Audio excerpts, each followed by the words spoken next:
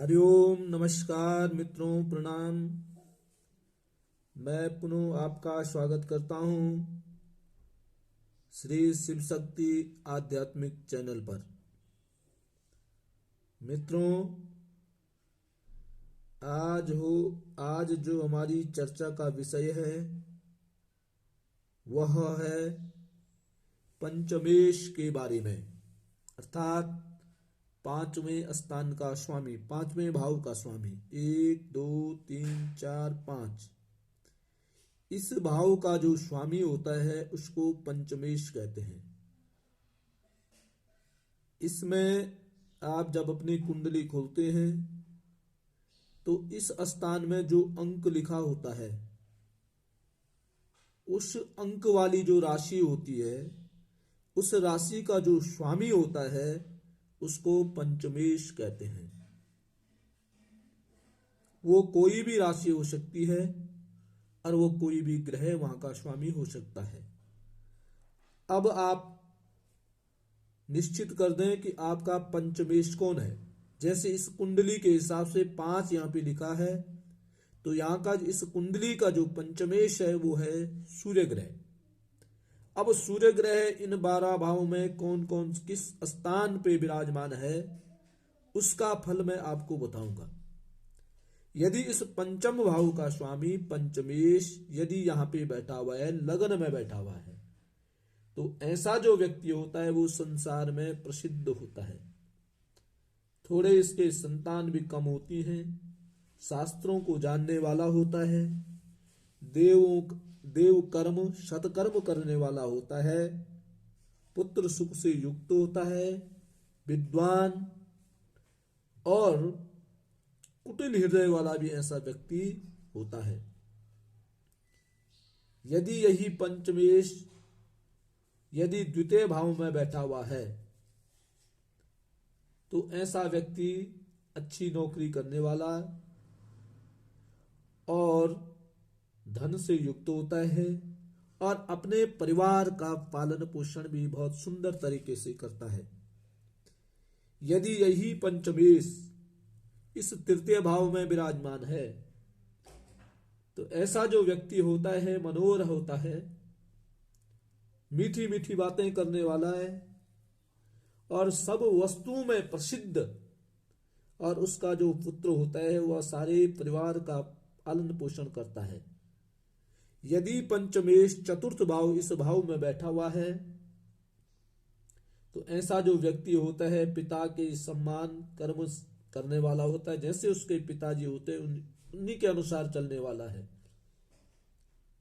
पिता द्वारा अधिक समय तक पालन पोषण इसका होता है, माता की सेवा करता है और सुखयुक्त बुद्धिमता से अपना जीवन यापन करता है। यदि यही पंचम भाव का स्वामी और यहीं पे बैठा है, पंचम भाव में ही बैठा है, तो ऐसा व्यक्ति बुद्धिमान होता है, मनुष्यों में श्रेष्ठ होता है, पुत्रों से युक्त प्रसिद्ध होता है और इसकी जो संतान होती है उपकारी होती है और गुणकारी भी होती है। यदि यही पंचम भाव का स्वामी इस षष्टम भाव में बैठा हुआ है, छठे भाव में बैठा हुआ है, और यदि क्रूर ग्रह है तो शत्रु इसको बार बार परेशान करते हैं, मान हानि होती है, और यदि शुभ ग्रह है तो सम्मान को प्राप्त करता है, शत्रु इसके निकट भी नहीं आ पाते हैं। मित्रों, यदि यही पंचमेश सप्तम भाव में विराजमान है तो ऐसा व्यक्ति गुरुजनों का भक्त होता है, पुत्रों से युक्त होता है, सुंदर इसको पत्नी प्राप्त होती है। यही पंचमेश यदि अष्टम भाव में विराजमान है, यहाँ बैठा हुआ है, तो ऐसा जो व्यक्ति होता है दुर्वाक्य कहने वाला होता है। इसकी वाणी बड़ी कठोर वाणी इसकी होती है। इसके भाई पुत्र आदि इसकी बातों को सहन नहीं कर पाते हैं। श्वास की बीमारी, क्रोधी, इस प्रकार से इसके लक्षण हो जाते हैं। यही पंचमेश यदि नवम भाव में बैठा हुआ है, धर्म भाव में बैठा हुआ है, तो ऐसा व्यक्ति विद्या में सुबोध होता है, बड़ा कवि, गान विद्या का जानने वाला होता है, राजाओं से पूजित होता है, रूपवान होता है, विद्या का प्रेमी होता है और सदपुत्रों की प्राप्ति इसको होती है। यदि यही पंचमेश दसम भाव में बैठा हुआ है, राज्य भाव में बैठा हुआ है, तो ऐसा व्यक्ति राजकीय सेवा में प्रवीण होता है, अर्थात सरकारी नौकरी के इसके अधिक चांस होते हैं। सत्कर्म में लगा हुआ रहता है, उत्तम कार्य करने वाला होता है। यदि यही पंचमेश एकादश भाव में बैठा हुआ है, सूरवीर, पुत्रवान, गाने बजाने की कला का ज्ञाता होता है, राजा के समान भोगी होता है और सुंदर लाभ की प्राप्ति इसकी अपनी बुद्धि के द्वारा ये लाभ को प्राप्त करता है। यदि पंचमेश यदि 12वें भाव में बैठा हुआ है, तो ऐसा व्यक्ति जो होता है, यदि क्रूर ग्रह है तो उसकी पुत्र संतान प्राप्ति में बड़ी बाधाएं उत्पन्न होती हैं और प्रदेश में अपने घर में नहीं पर से दूर ये रहने वाला होता है।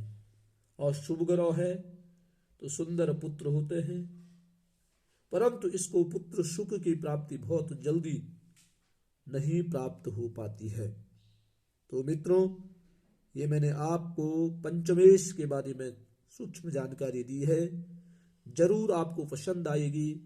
पुनः आपसे निवेदन, चैनल को सब्सक्राइब करें, शेयर करें, कमेंट करें, स्वयं देखें, अन्य को भी दिखाएं। तब तक के लिए नमस्कार, प्रणाम, जय श्री राम।